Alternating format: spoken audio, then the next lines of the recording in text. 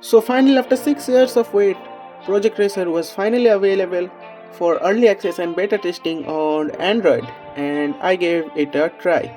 And so here is my first time playing it.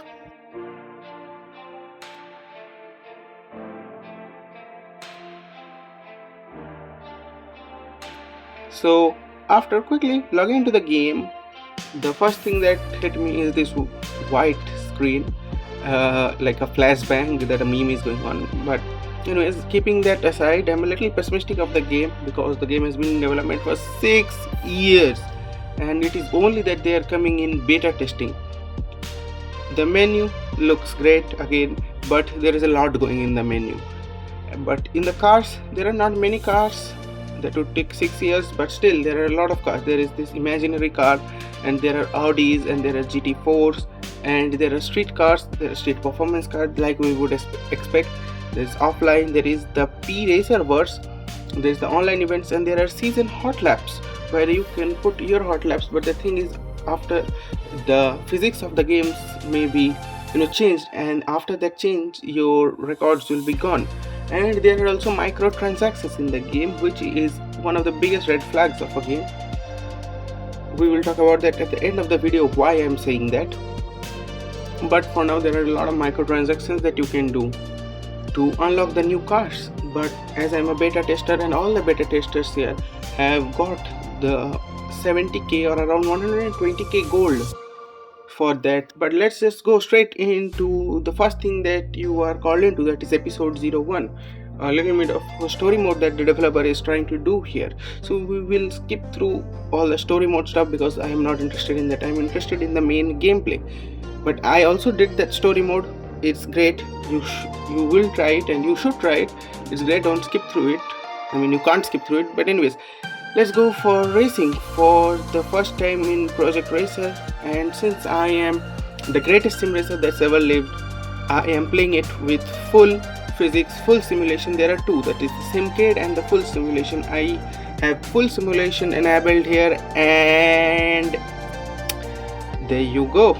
There you go. The greatest sim racer that's ever lived. And so of course I gave it another try, and I have to agree, the controls and handling is exceptional, and I think it's a little bit too realistic because you can't handle something that is meant to be handled with 2 hands and 2 feet with only 2 fingers.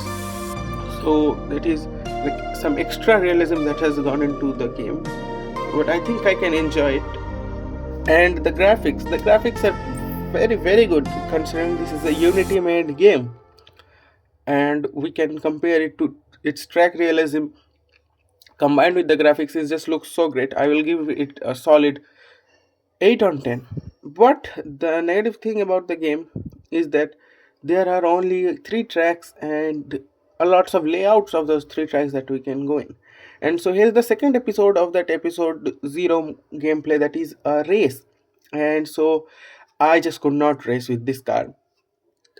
I just kept crashing and crashing and crashing. I just could not do anything. So I gave it 5-7 tries of 11 minutes. In fact, this footage was.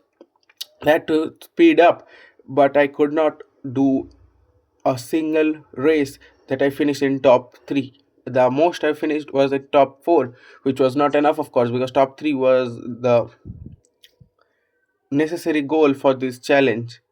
And after this one, I just gave up, and I just thought, let's just try another one of the features of the game. And so there is a licensing system in this game, that you have to get licenses by doing various amounts of races, and there are most of the things that are also still coming in progress even after 6 years. So yeah, that's a little bit disappointing. But yeah, let's just go take a few license races, because the lot of license are necessary to unlock a lot of the gameplay, which I think is great and maybe works, but we will have to see when the full game releases in 2037. So yeah, we will have to see till then. because one bad thing about the game is this: the game has been in development for 6 long years, as I said, and 6 years is a pretty long time. 6 years ago it was 2020, and there is only 3 tracks in the game. There are only 10 to 14 cars in the game, and there is not much in offline to do. There is no multiplayer. There is online, but there is no multiplayer, and there are microtransactions, and it is so hard to get golds or silver in the game.